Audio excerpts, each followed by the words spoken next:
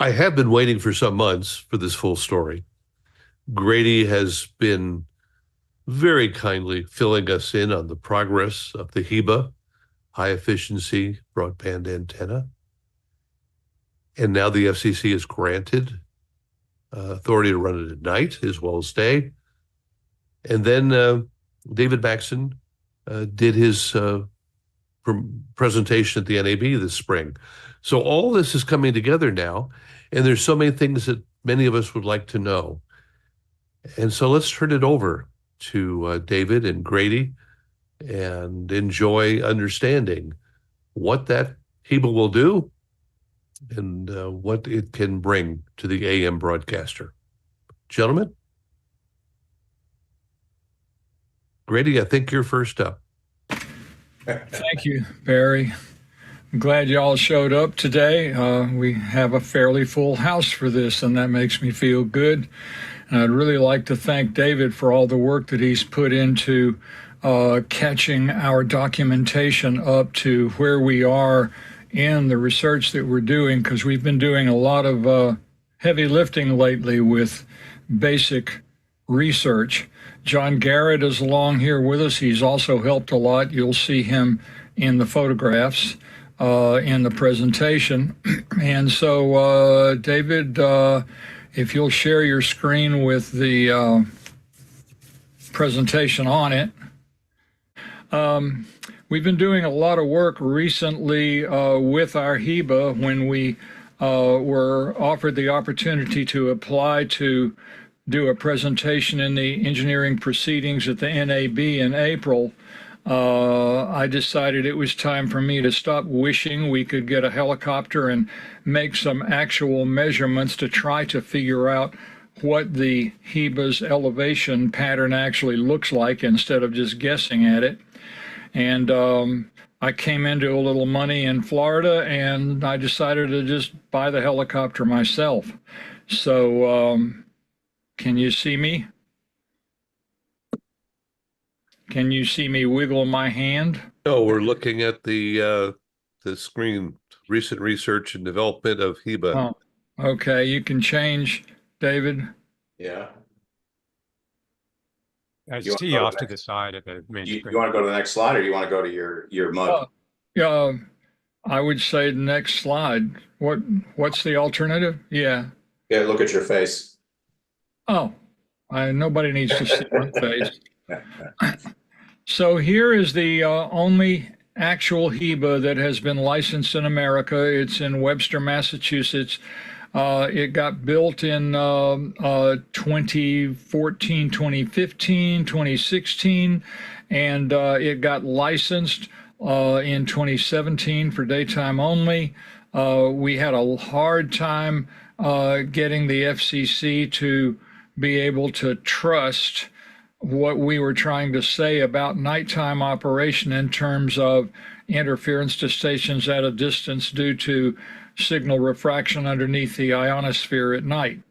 So it took us a long time to get to that point, but that's when I brought David Maxson in on the project, because he was working with a couple of professional engineers who were facile with the numerical electromagnetic code, and they had just released version 5. And so these fellows were working with the new version 5, and it was the first version that could actually model the plate that you see at the bottom of the antenna between the bottom end of the thing that looks like a trumpet horn and between the ground plane on top of that platform. For those of you who haven't seen this before, that's the model that this antenna provides. There's a platform that raises the entire thing above the ground and attempts to isolate it from the local ground. Then there's a round, flat copper plate, in our case, which is some number of inches above that ground plane, and it is actually a driven element in the antenna. There's a piece of coax that goes up to that, and then the bottom of the E cylinder is also driven with another piece of coax from a set of networks that are very similar to what you might see in, for instance, a two-tower directional array. but instead of trying to aim signal east and aim a null west, this is trying to crunch the energy toward the horizon and make it, even though it's very short, appear to have the same efficiency and service to a listener area as a quarter wave monopole. So this is a study of where we are and trying to figure out how it works, because this one actually works. And we don't really yet know for sure exactly all the reasons why. David? So the targets are, and I have to give David credit for this, when he found out I was going to spend my personal money on a helicopter, he said, you know, it'd be great to measure your antenna, but wouldn't it be nice if we could also measure a quarter wave tower with a full ground system running the same power that's near the frequency of your HEBA on the radio dial? And that night I looked online in the FCC database and I couldn't believe it. 8 miles away, 30 kilohertz away, a kilowatt on a quarter wave antenna with a nicely kept, clean ground system grass above it. It blew my mind. So when we finally decided to do this, I modeled the entire test by flying both antennas on the same day within an hour of each other. David? So here's the aircraft preparation. John Garrett and David Maxson were working with Chris Donovan, the pilot for the pilot company, whose name you'll for the the helicopter company that you'll see in just a minute. And the next slide will show you what they were doing to get those antennas working. In the upper left-hand corner, that's our pilot working with, I believe that's David, to mount a standard shielded loop antenna, a Scott loop that is used for many of the NRSC measurements required every year that Barry was just talking about. We needed to remember to get it done. And then the next one to the right of that is David Maxson working on the details of how that's being connected. In the right-hand picture, you're looking at David getting his Anritsu spectrum analyzer ready to go. And then in the center at the bottom, you're looking at the antenna, the Scott antenna mounted on the aircraft before we had gotten the other antenna mounted. And then in the bottom left-hand corner, you can see that John Garrett is working with David to mount a standard loop antenna off of an FIM 4100 from Potomac Instruments, and we'll see a detail of how that's mounted in a minute. David, go ahead. Yeah, and any opportunity I get to lie down on the job, you've photographed it here on the left. Yeah. Yeah. So this is the fun part. You're going to see a picture here of David and with his equipment. And just real quick insertion here. I use a spectrum analyzer, and because AM station transmitters these days are really stable frequency-wise, I could use a very narrow resolution bandwidth and just capture the carrier without the modulation. So I didn't need to do any kind of time averaging to get a measurement. Wow. David's ready to go. John's ready to go to run my Potomac FIM 4100 with its internal GPS. We used a custom extension cable to, it was 5 feet long. I found the exact kind of cable with the exact connectors on it that Potomac Instruments had used to attach the antenna directly to the microprocessor. And it worked really well. So John's ready to go. He's got the 4100 package at his feet right now because the package is only 5 feet long, and you're about to see where the antennas are mounted below the aircraft. And you can see that John and David mounted the antennas so that they are in line with the flight path that we're going to attempt to fly. And we were very lucky that day. There was almost no wind. The breezes were only 5 miles an hour or so. I don't know what that is in knots. I'm not a pilot. But one of the fine details that David did was we made sure that the two antennas were not on axis with each other so that they wouldn't talk with each other during the measurement proceedings.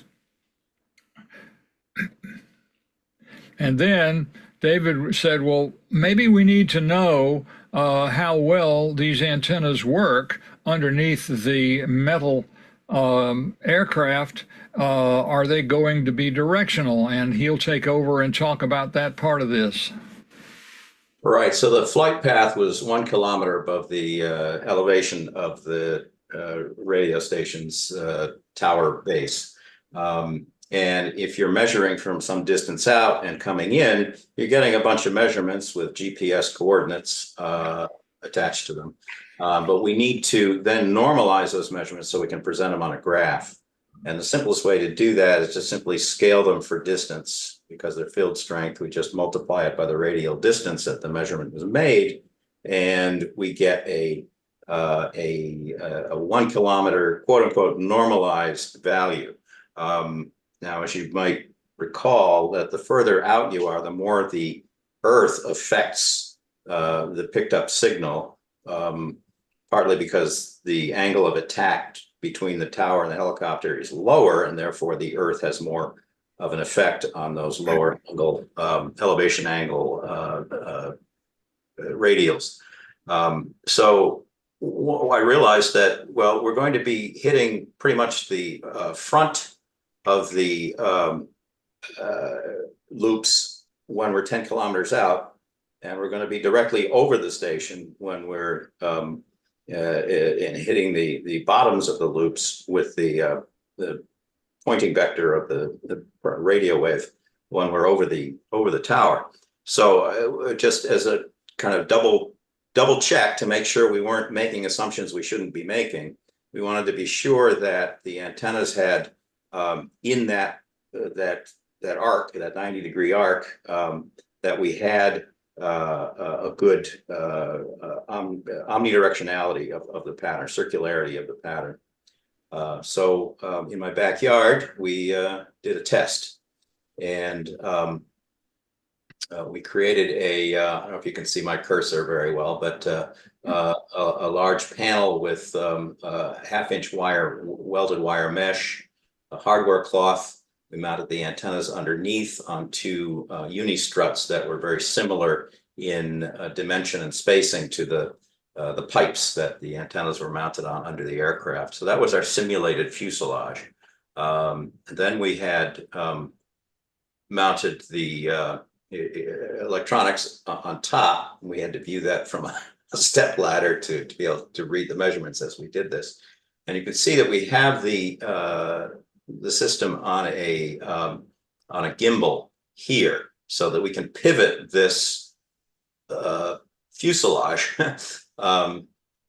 actually 360 degrees all the way around, so that we could test the reception of a couple of AM radio stations in a by tilting the panel and simulating the different angles of attack of the pointing vector of the radio signal that we're picking up with the helicopter. And this no drugs zone thing is a piece of metal that I picked up at the dump many years ago. It used to be near a school somewhere in Massachusetts decades ago. But I've used it as a ground plane for various projects along the way. And this time I used it as a homebrew inclinometer, so that we could set the tilt of the simulated fuselage to specific angles, and then take readings of the radio stations that we were aiming the antennas at. And Grady likes to note that once we had this rig pulled up to the cable that I had up 25 feet above ground, all hands were busy. So Grady was managing the tilt. I was managing the measurements, and John was stabilizing the unit with these two ropes. So we don't have any pictures of us actually doing the work. It actually worked pretty well. So we had the two measurement instruments with their two antennas. We did 2 radio stations. We did 3 measurement runs, one of which we did with the platform inverted, the antennas on top instead of on the bottom, just to see if there was any ground interaction with our measurements by having the antennas below the ground plane.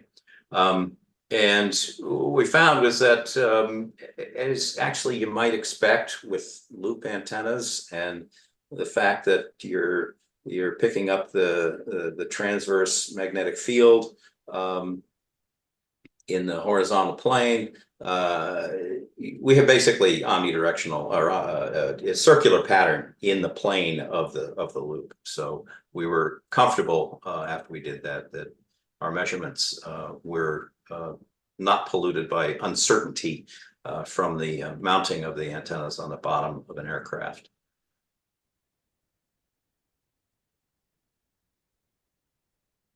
And we also have to thank Grady's significant other, Pat, who took the shots at the airport while John and I and the pilot were doing our thing, mounting everything and checking out the equipment.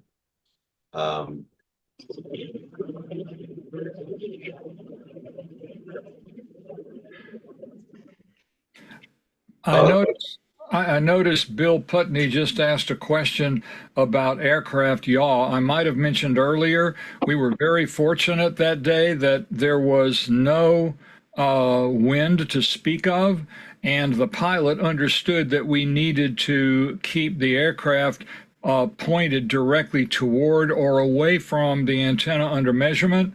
So we didn't have any aircraft yaw on that day. If the wind had been really bad, he would have had to fight it to maintain the proper angle, but we didn't have to do that. Yes. So here's Grady's, the route that Grady and the pilot plotted out in advance for doing a flyover. And this allowed us to get 8 sets of data, because on approach and then on departure from the antenna site, we got 2 radials in one flyover. And the same thing looping around to do 2 more on one flyover in a different direction over the HEBA. And then, as Grady mentioned to me this morning, don't forget that during this loop at the bottom, where we're transitioning from the HEBA to the quarter wave tower measurements, we had to change the frequencies of our equipment and make sure everything was running and clocking in the way it was supposed to before the start of the next measurement on the WESO tower. So we did those 2 and then zipped home. Meanwhile, Grady was down here kind of in the middle between these 2 towers on the ground. And let Grady talk about what he was doing and why he was doing it there. Well, it's really important, since one of those radio stations is not under our control, but fortunately, the guy who is our landlord at one of my UMass facilities nearby, he's also the engineer for WESO, so he had access to their remote control, and he was able to dial into it and take photographs of their remote control several times during the period of time that we were measuring. But I thought, wouldn't it be nice if I just set another FIM up on a tripod at a place that's exactly halfway between those 2 locations? So we confirmed the efficiency of both stations is about the same, and we confirmed that they were operating at full power during the test. Just as a piece of information, the transmitters at both of those sites are only capable of 1,000 watts. There's no way you can go over it. Here's a Google Earth map showing the 2 stations, and the measurement site is in the middle. That little white path that you see is just my driving path to get there after I went by QVR to make sure everything was okay. So it's not exactly on a line between them, because if you look carefully in Google Earth, you see that that's not a very friendly place to be if you're halfway in the middle. But when I found the site that you see, you'll see how well it worked out. It's a large empty paved parking lot. There's a big shopping center up at the higher part of this photograph, and there's a bank in the lower left. The power for this entire site, all the buildings comes along the left-hand side of that parking lot and goes up. And then there are a couple of light poles that are near the large shopping center building, but there are no vertical things at all anywhere near where I was parked, where the star is. On that day, I was blown away. I could not believe that a quarter wave tower and the HEBA exactly in the middle on a day with the weather that we had, which was pretty good, were so close. It's hard to believe, so hard to believe that I went back out there about 3 weeks later, and I made more measurements on both stations. And because I had more time, I wasn't having to serve the fact that the aircraft was going to take off in a few minutes, so I had to be set up and ready to go. I did 4 measurements of both stations in 4 different places in that parking lot, and the match remained very, very much like that everywhere I measured. Here is a picture the left-hand picture is looking west, and the right-hand picture is looking north. Yes, I needed to be comfortable. I had a chair. So, David did a presentation at the NAB convention in Las Vegas. However, we had not made these measurements by the time we had to submit the paper that we wanted to receive to tell people about. So it's not in that paper anywhere until the very end, when he just mentions this work in passing. Right. So I used it as kind of a teaser for future news. So you're getting the future news that I teased at NAB in April. And I'm not going to play the video because I'm talking. Thank you. So what I did was I presented a graph where we normalized the elevation pattern measurements as I described before, and also put some other curves on them for comparison. And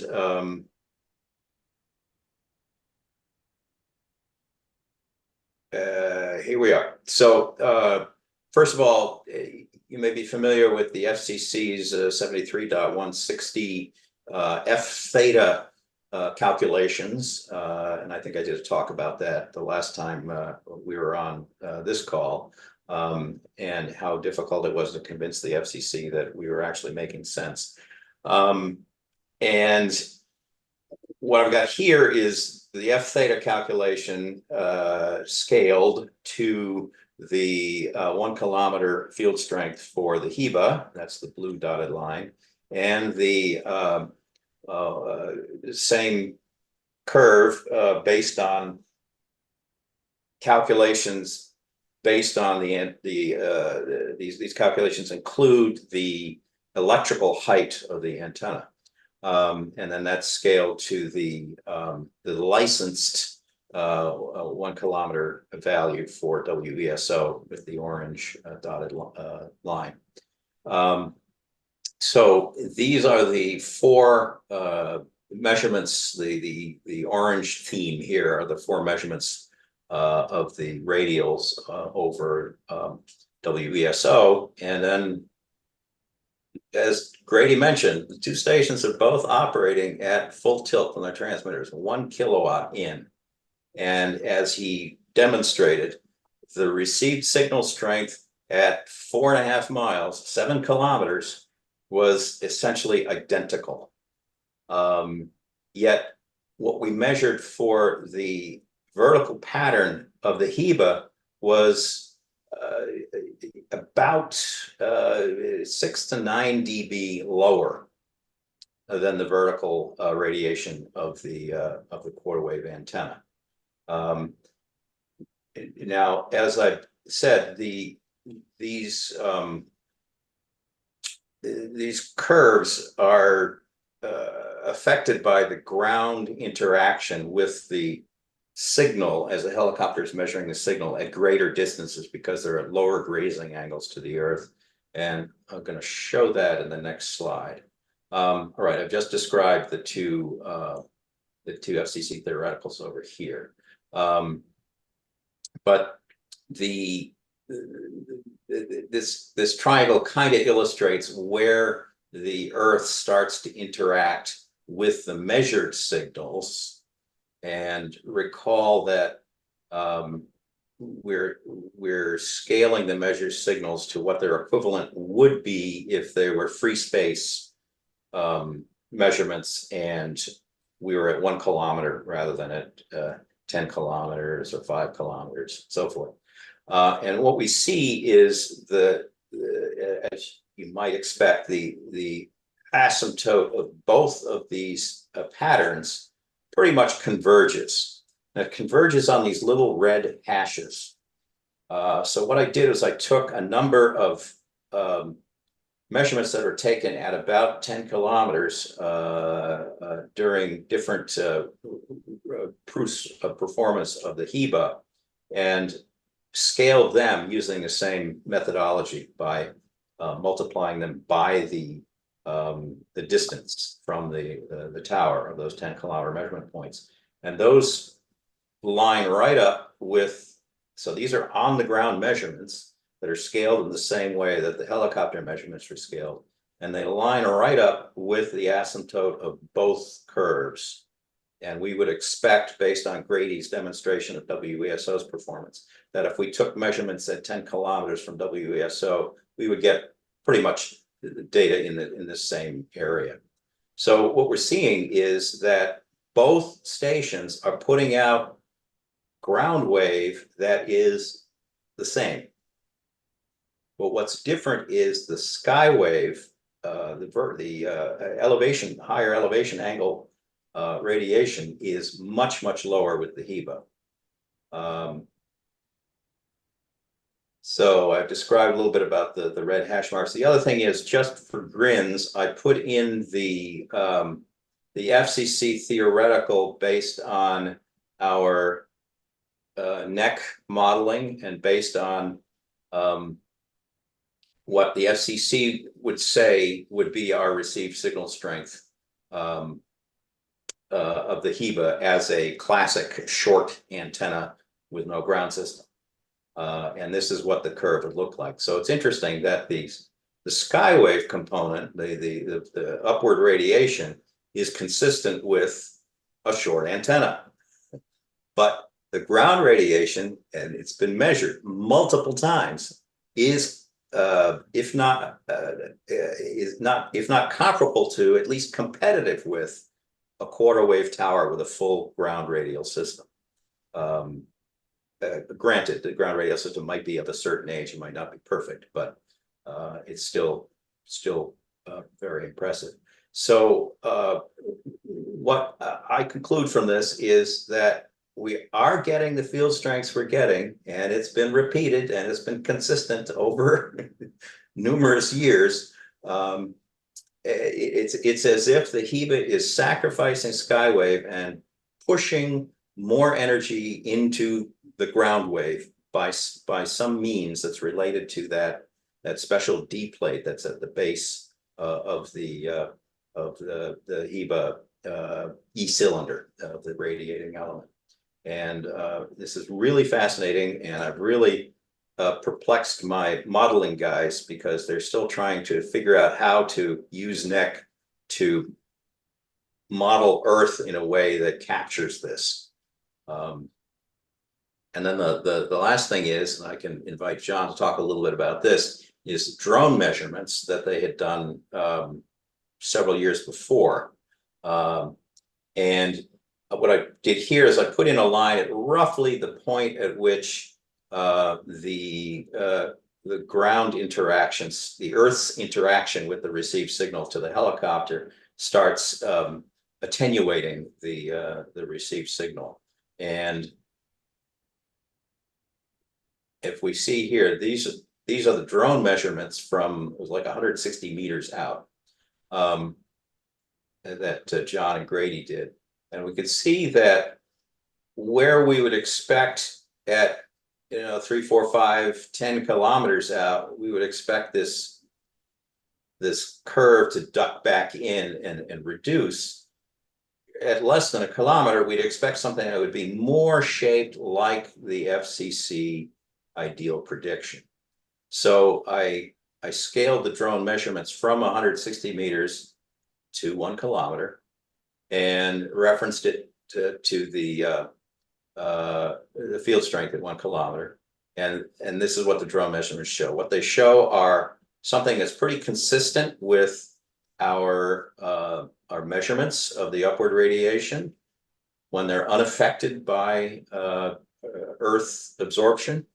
And they're kind of dome-like, much like the FCC theoretical predictions on which licensing and nighttime licensing is based. And it's just an amazing kind of confluence of data from kind of different approaches for taking measurements or doing calculations that we see this consistency. And John, do you want to talk a little about what you and Grady did with the drone and the measurement rig? Did we lose John? There we go. Can I be heard? Yes. Okay, I'm in a noisy environment. Sure. I developed a little equipment package that could be lifted by a drone and an antenna that was basically isotropic. We did measurements with a loop radiator and then rotated the antenna in 3 different planes through inside the loop radiator to establish the sort of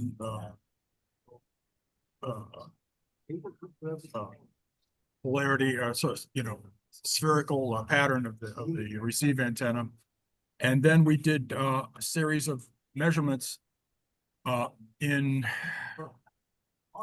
4 or 5 different radials from the transmitter, where we established a particular altitude at different degrees of elevation, and went to those places, did vertical flights, took measurements, turned the modulation off on the transmitter, took the series of measurements, and then took the data back, and the resulting data is what you see here that David put in the dashed line.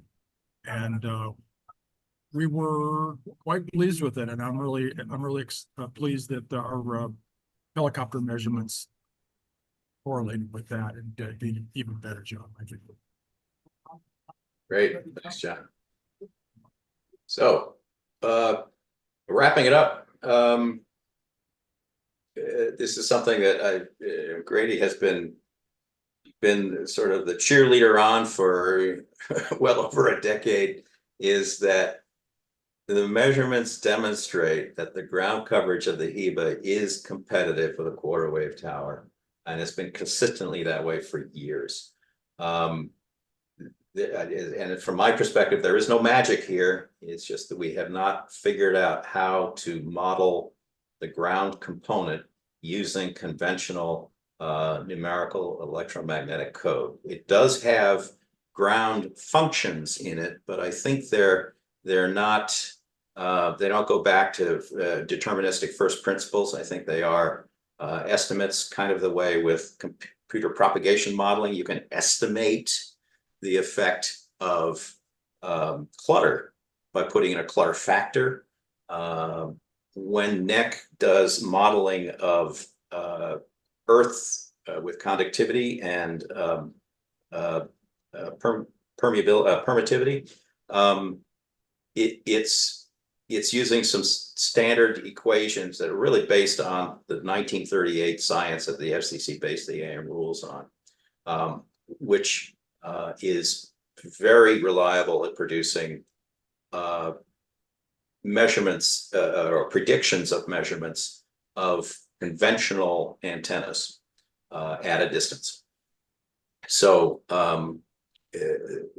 mathematically, we still have some open questions we'd like to find a way to resolve.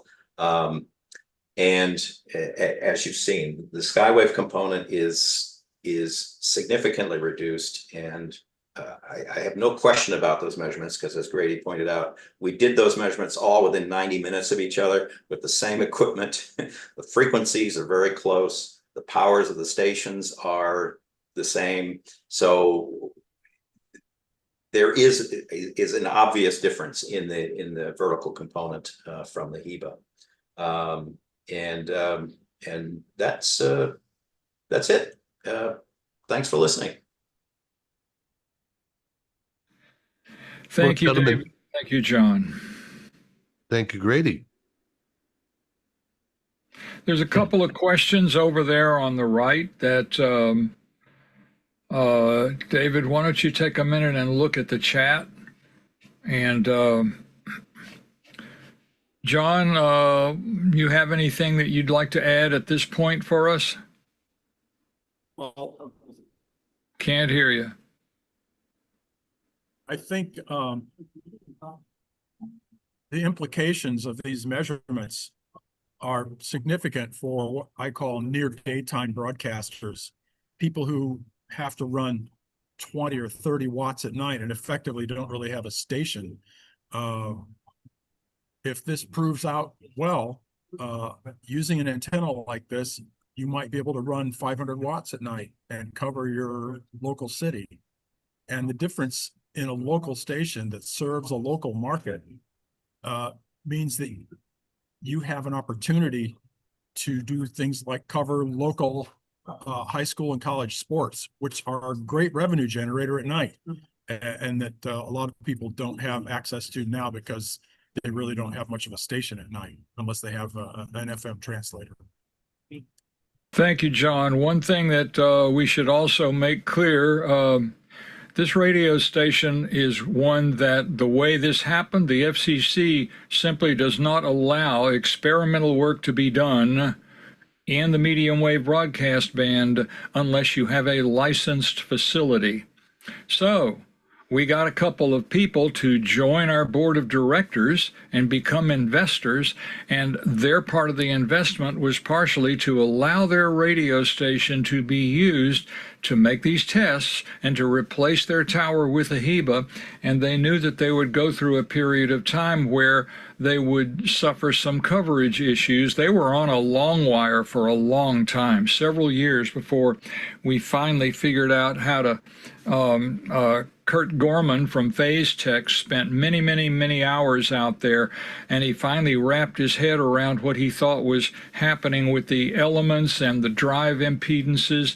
And his fourth version of that antenna is the one that worked, and then we scaled it up to go to operate at 940 from the test that we had done at 1620 later. So what we have here is a long, long, long path that got us to the point where we are. And now they won't let us turn it off because, you know, they got to serve their audience. I was very surprised when they let us kill the modulation all those times 2 years ago when we were doing the drone measurements, and I'm really glad that for the helicopter measurements in March of this year, we were able to make those measurements without actually having to interrupt the broadcasts of our station. And of course, we had no control over WESO. It was what it was. So there you go. Hey, this is David. So I finally got the chat window wide enough that I could actually read the the messages. They were about 5 characters wide and very difficult to read. So I think we spoke earlier about the aircraft deal. I just want to add that we were traveling at something on the order of what was it? John, do you recall what our overground speed was? It was, I think it was around 60 knots. Yeah. It's okay. That's what I was going to guess. It's 60 knots, and as Grady said, it was an incredibly calm day, and we had steady wind from whatever direction it was from. That was very low in the I think 5 to 10 knot range. So between that and the pilot's effort to basically detrim the aircraft ever so slightly to maintain orientation with his GPS target bubble, he was able to keep that particular variance out of the way. Now the other thing is that these loop antennas are pretty broad. You don't lose a tremendous amount if you're a couple degrees off. So with all of that, it's kind of seat of the pants comfort that we've got good data in terms of alignment with the target. And then the other question, let's see, about circularity deviation stat is a tolerance threshold in field validations. Well, I mean, fortunately, we're not trying to develop math off of these measurements and try to account for the distribution of every possible error source. So I think this question is probably asking. It's a good question when you're doing science, but we're not using that circularity deviation in any calculations. It's other than just to say we're within basically around 1% or less in error as the angle of attack of the pointing vector on the antenna system, it changes as we get closer to the or farther from the tower. There was something else that was going to come up on that. So standard deviation, real world anomaly detection.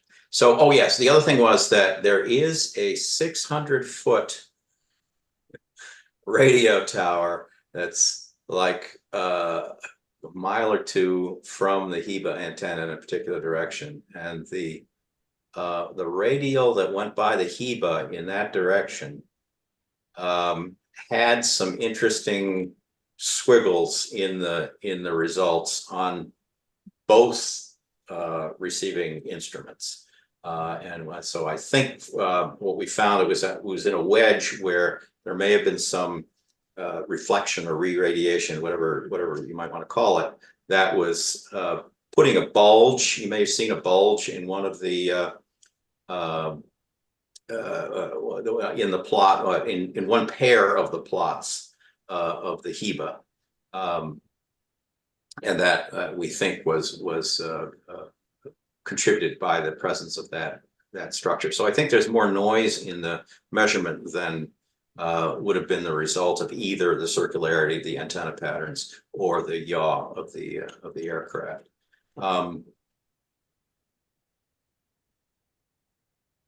Given that the FCC curves are normalized 1 kilometer based on elevation angle, but don't fully account for low angle ground losses over distance.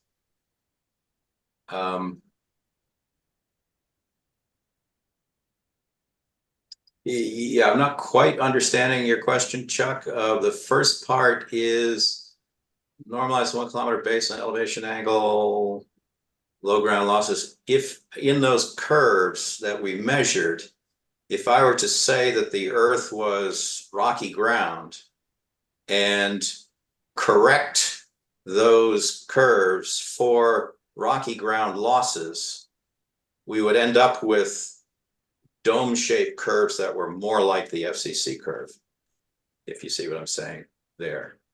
But just for illustration purposes, I didn't want to add that extra step of dress. It just makes them look pretty. What I was trying to present was what the measurements actually showed us. So that's why. Yep, understood. Yeah, go ahead. Nope, I was saying understood the explanation. Makes sense. Okay, thanks. And what station? Good question. Okay, here's two questions for you now. Question number one. Obviously, the whole concept of the nighttime operation is conceived here on the reduction of high angle radiation. John, you mentioned 20-watt station might go to 500. Now, what kind of generality could you speak to? Would a 1,000-watt station? I guess it would depend on what the code channels would be, wouldn't it?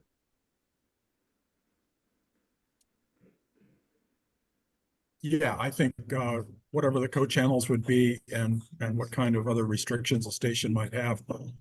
But if they're just protecting somebody because of Skywave, I think that there'll be some advantage that will come about in the future with this.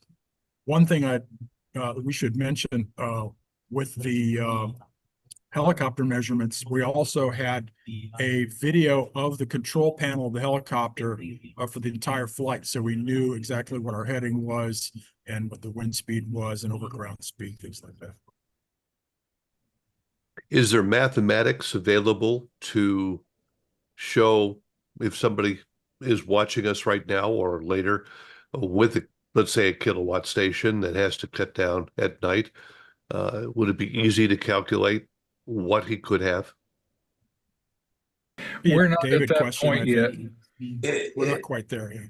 But just back of the napkin rule of thumb and all of those kinds of things. What we saw in those patterns was that there was a pretty consistent delta regardless of elevation.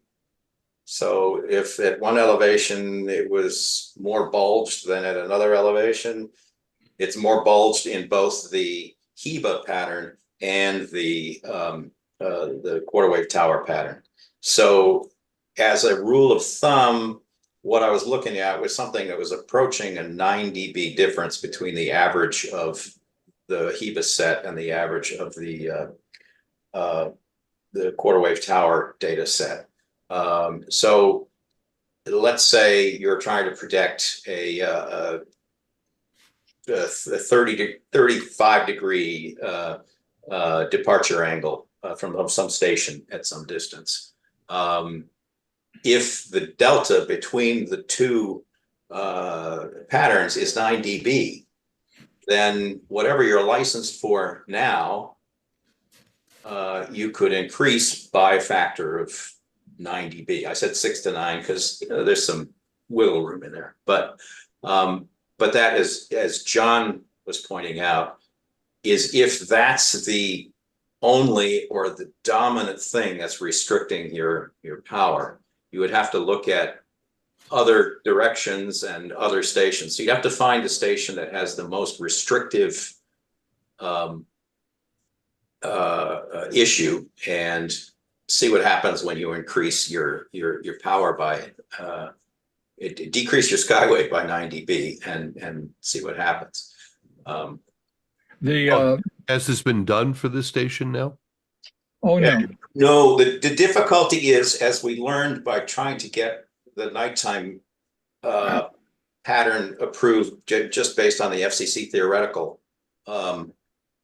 that we really have to, at this point, teach the FCC what we're doing step by step.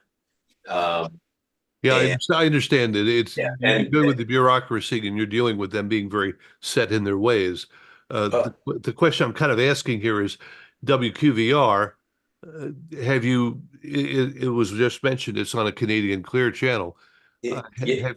Yeah, I'm working on answering that. I'm going a long way around, so bear with me. Okay. So the FCC is lacking in people who understand this kind of propagation, and so it's been very difficult. Now the thing is, we had to come up with an equation that they could be comfortable with, that we used NEC modeling using sort of conventional methods to do a presentation to the FCC on those patterns.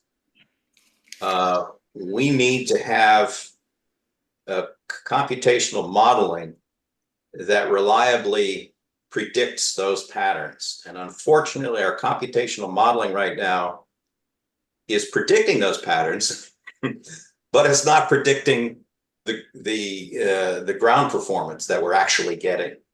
So we need to resolve that element of the prediction so that when we walk into the FCC and say, we have the new formula for this antenna, and it includes both an accurate representation of the sky wave and an accurate representation of the ground wave. And at that point, we'll be able to then apply to the FCC for this kind of relaxation of skywave limits. Hey, David, this is Ray. My day job is an antenna engineer. I work with Nick an awful lot, and so I'm really intrigued with this, especially with the coupling. I'm trying to understand the difference in the physics between a short top-loaded monopole with an short elevated ground plane and this. I don't know if you've looked at the current distribution of this, the input impedance. It'd be interesting to see what that is. And also you said, I think Grady said that NEC 5 was kind of the key to understanding this. I use NEC 5. It's got advantages in wire junctions and dissimilar diameters, right angle junctions. And it's also got the Summerfield-Norton ground, which is actually pretty numerically comprehensive too. So I was just wondering if you could tell me what is it about NEC 5 and if you've looked at the current distribution, because the current on a monopole, it has to go to 0 at the top and it's a maximum at the bottom. And then you can top load it and you can actually change it from a sinusoid somewhat. But just interesting in your comments on the modeling like that, because I like NEC 5. Gerald Burke and Roy Llewellyn kind of perfected it a year and a half or so ago. But good folks. Gerald passed away, I guess about the time he was finishing this. But tell me about NEC 5 and how did that make the difference? And if it sounds like what I'm understanding is the disk is, I think what Grady was saying, you're fitting that kind of like a second element of a phased array. So I think that's what Hatley was doing at one point too. So interesting to try and understand this. Agreed. And it sounds like because you have this experience and you have the interest that we should arrange a conversation offline. In general, first what it was that NEC was not an effective tool until 5 came out because it was computationally burdensome to model the elevated ground plane and the elevated D plate, the capacitive plate above the ground plane, using just a web of intersecting segments. So NEC 5 allowed us to treat those as planar surfaces, and that simplified the computation significantly. I am, as I admit, I'm an FM radio guy, and I only play AM stuff on the side. I don't have the chops to really understand Summerfeld and Norton. I've read the Norton stuff from the IRE proceedings in 1938, and it's fascinating, but the math is way beyond me. So what I'm looking at is sort of building blocks, and that is that it seems to me there is something happening with the interaction of the D plate with not only the fields above it, but also the currents in the earth that, as my colleague Peter Zollman, who has been doing the modeling for us, suggested at one point, half jokingly, that it's behaving as an active ground system in some way, that we're getting something that is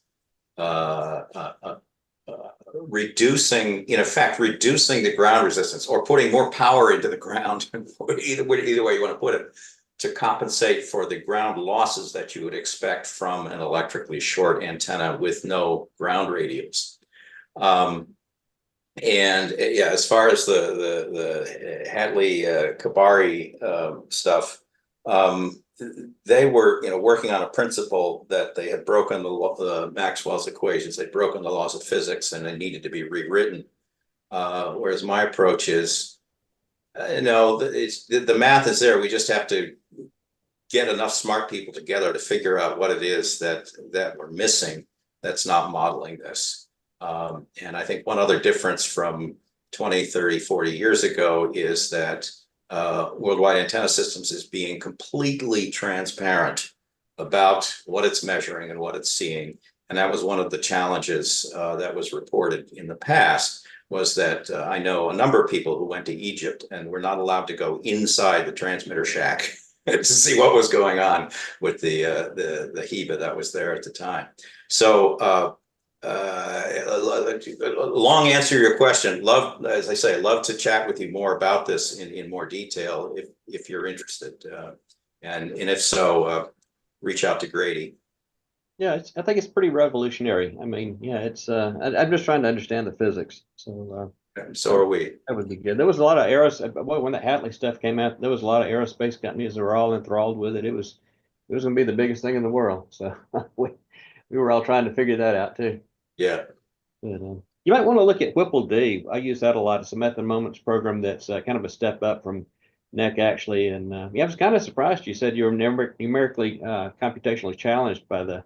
I use a program from GNEC, and there's another one called NEC-WinSense that you can model planar surfaces pretty easily with it too. Then of course we have HFSS. There's a lot of really good stuff out there now. So. Right. I think FCC has been focused on NEC, and so one of our goals was to hand stuff to the FCC that they trusted and understood. Yeah, it is. Good program. I've got them all. I go all the way back to before NEC 2, even NEC 2, 3, 4. David, I'm going to come back and then I'm going to ask two theoreticals. First of all, WQVR is currently licensed at 4 watts. At night. Do you have any kind of a feel for the reduced skywave, what that would mean for QVR? Or have you not calculated? I'm not asking for a precise number, just sort of do you have a feel for it? And 9 dB is 2 times 2 times 2. So that would be a factor of 8. 32 watts.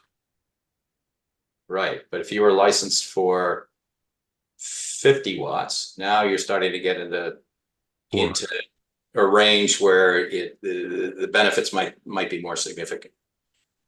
So this might be a test site to prove the whole thing, whereas it itself might not get a full benefit that another site might.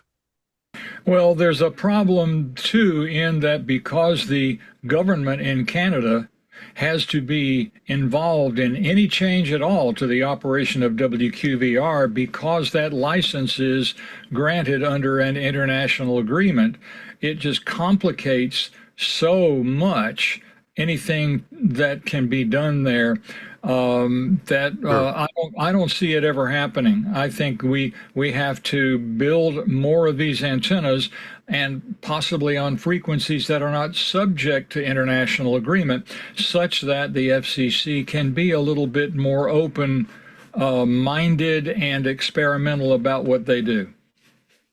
Good point. Good point.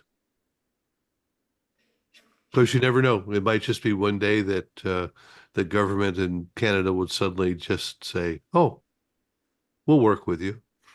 That radio station in Montreal was off the air for a number of years, but they would not release the protections of an international manner.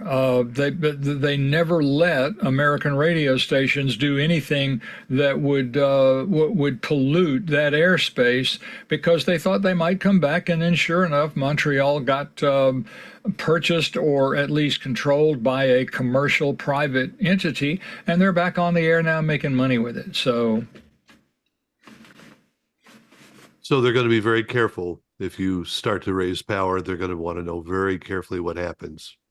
As soon as we can get someone interested in building one of these on a frequency that is not subject to international agreement, I believe that we will have more opportunity to do things than we presently have.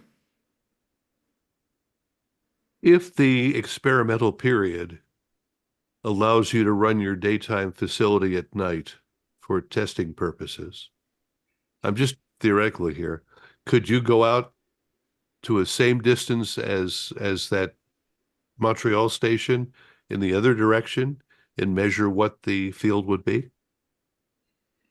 Well, certainly you can do that, but in the middle of the night, one of the problems is that there's so much noise on that channel already that it would be hard to get a useful measurement. Yes, I understand the difficulties there. It'd take a little bit of planning if it could be done at all. But I just, again, just wondering if you had tried at that distance what you're allowed into Canada and find out what you would get at that distance. Am I making, I'm not making any sense, am I? Well, we could make those measurements at the north end of like Vermont and Maine. You know what I mean? I mean, we could go up there with a field intensity meter and you know, see what we've got. And I don't know whether we could turn that transmitter up to any kind of power above the 4 watts for which it's licensed for a few moments while someone was, you know, wrangling an FIM up there. We haven't done that.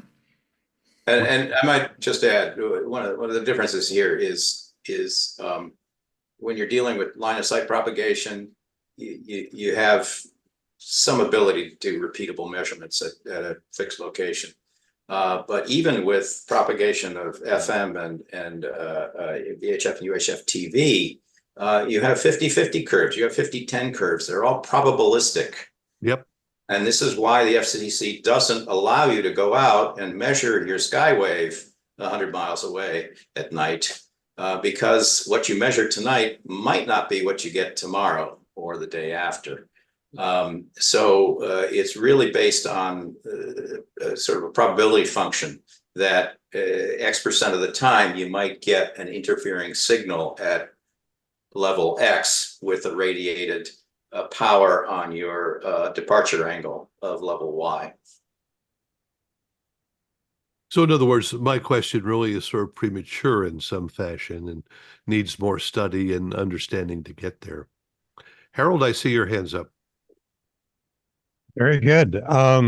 Interesting subject, and especially comparing it to a directional antenna. As I put in the comments, it'd be interesting to know the driving point impedance of each of the quote 2 elements and the ratio and phase between the two.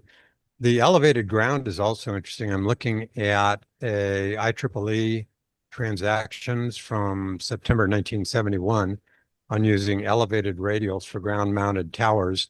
And they showed that this is for full-length radials, that radials 5 meters above ground, with just 4 of them performed the same as 120 radials at ground level. So elevating away from ground is really interesting. And then I did play with EasyNet.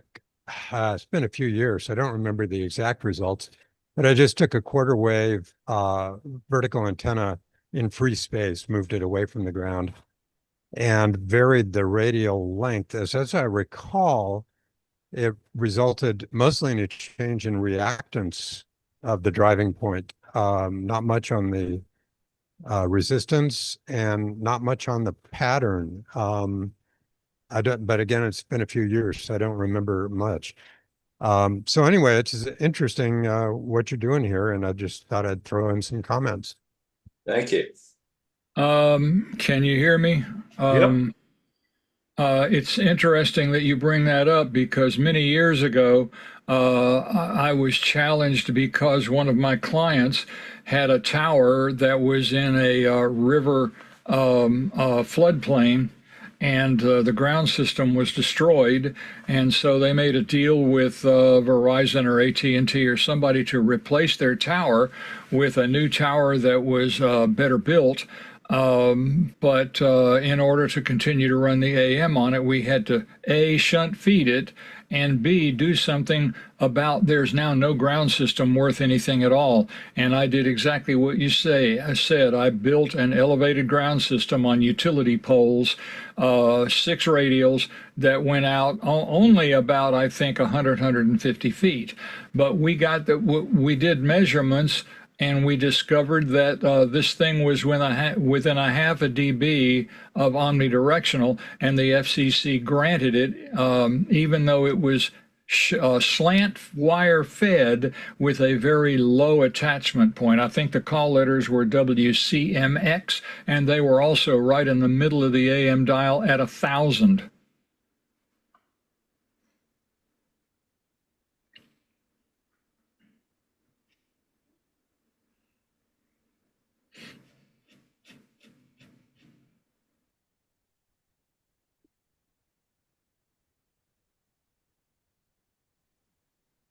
What's the base impedance of the HEBA? There is no base. It's not a monopole. It's not series fed against ground.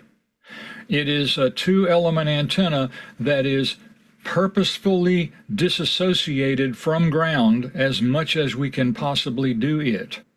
So what we have is we have 2 elements driven in quadrature by 2 output networks from a power divider and an input matching network.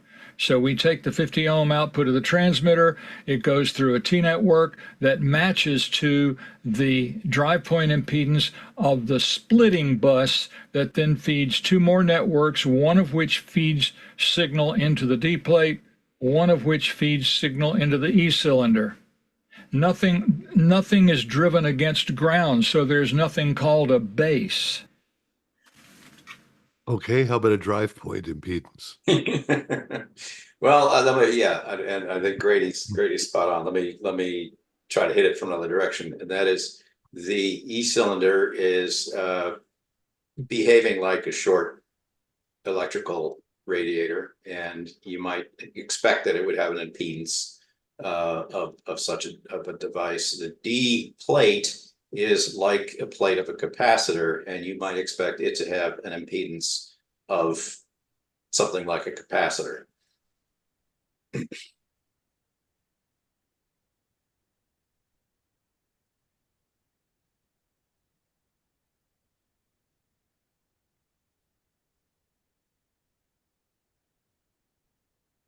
Any other questions that you have for David or Grady or John?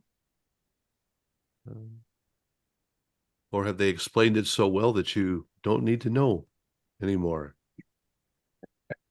Or the third option is that we put everyone to sleep, and it's time for an afternoon nap. No, Yeah, most everybody stayed with us. Yeah. Thank you We're all. close to 60 between Zoom and YouTube. Not quite asleep. This is real interesting. It seems like a helicopter is a lot more expensive than a drone. Is it reasonable to do an extensive number of drone measurements over time? Is John still here? Yeah, I'm still here. John, you're a licensed drone pilot. Can you talk a little bit about the regulations? Yeah, the restrictions with drones are that you can't fly without a special authorization. You can't fly more than 400 feet above local terrain or any particular obstacle that you're within 400 feet of. So you can't really fly an SUAS at a kilometer. So that's one of the restrictions. Part of that restriction is that you have to be able to fly within visual line of sight. And at a kilometer, a drone that's a half meter across, even with the beacon on it, is going to be difficult to see. But there are ways to do it. You can get variances to do it. It takes time. You have to mitigate everything in writing and get approvals. But it's in the end, it's if you're going to measure at that kind of distance, a helicopter is probably the best way to do it. Going forward, we do plan to do real-time measurements with a drone, with other antennas at shorter distances, and given the sort of advances in technology, we can automate that one of the measurement interesting process to some things extent. that John mentioned there is that those kinds of measurements in the near field would be useful to the operator of the radio station to maximize the efficiency of the antenna system itself in real time. But in the end, trying to do something like that, the reason we flew at a kilometer was because at 940, that's essentially 3 wavelengths away from the antenna when we are at our closest point. And that was the big complaint about the drone measurements that we did a couple of years ago. We were not even 3/4 of a wavelength away from the antenna. Is there a Very good. reason, sorry, is there a reason why you're stuck on helicopters, given the fact that they're about 10 times more expensive to operate than fixed wing? I'm not stuck on them. I mean, it only cost me about $2,400. Okay. I can say about 10 times. And they loved doing it. Those people were so into it, and I believe that if I were to go to them again and tell them how successful this has been as a first attempt, I think we could get them to cooperate with us again. And we are actually looking at some things that we can do, but we're our future research, which we're going to be continuing almost immediately, we're not ready to talk about that yet. Okay. There was something putting- that I'm sorry. sorry, good old latency here. Something Barry mentioned about skywave measurements and the sort of statistical nature of it, and then also dealing with noise.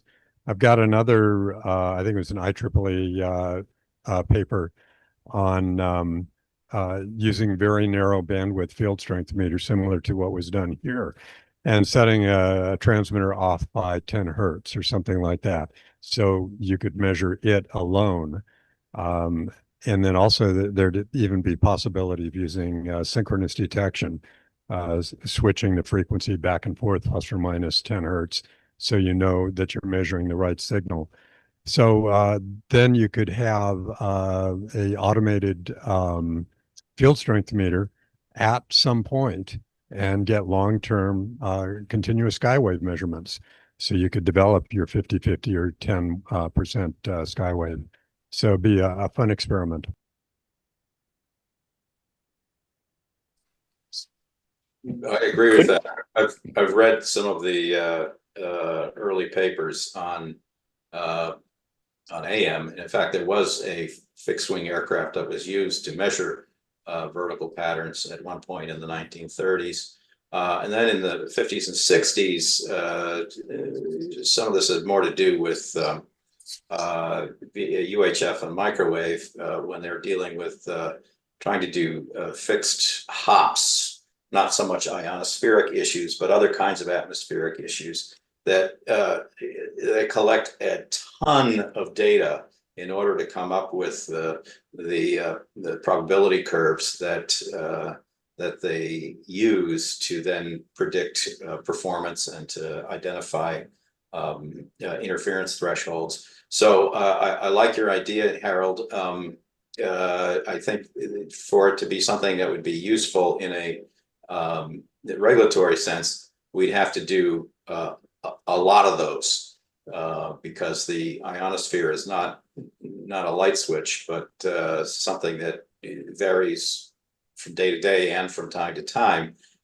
so that you collect a statistical distribution of multiple paths, multiple frequencies, multiple distances, all of the different things that would need to be kind of incorporated so that you could then prove to the FCC that your proposal is consistent with the science.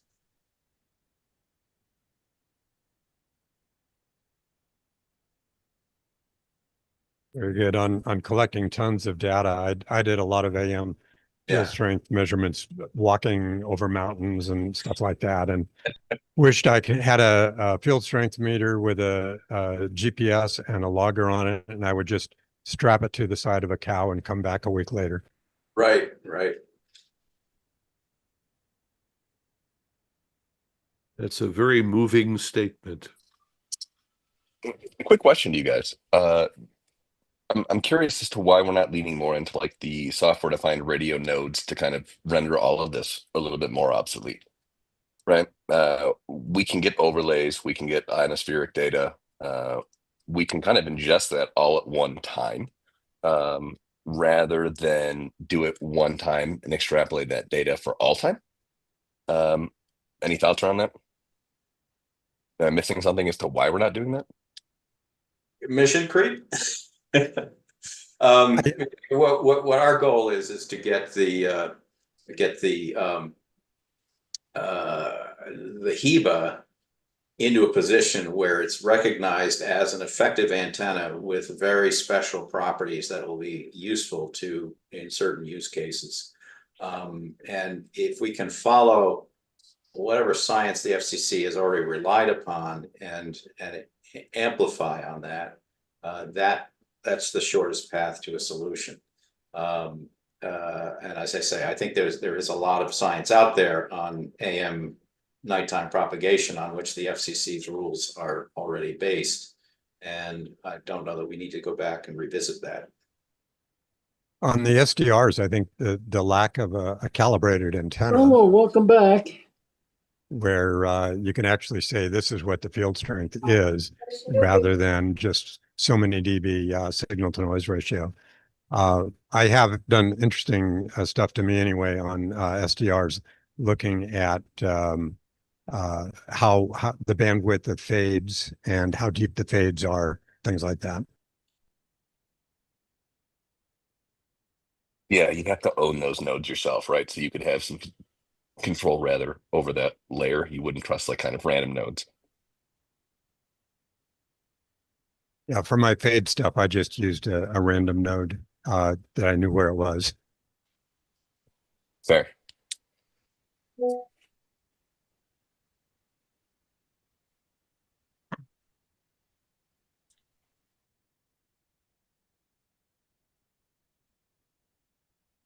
Well, if there are no other questions, I'll thank David and Grady and John for having put so much work and effort into this and bringing it to us. Thanks, Barry. David, Grady, thank you. See you next week. I hope so.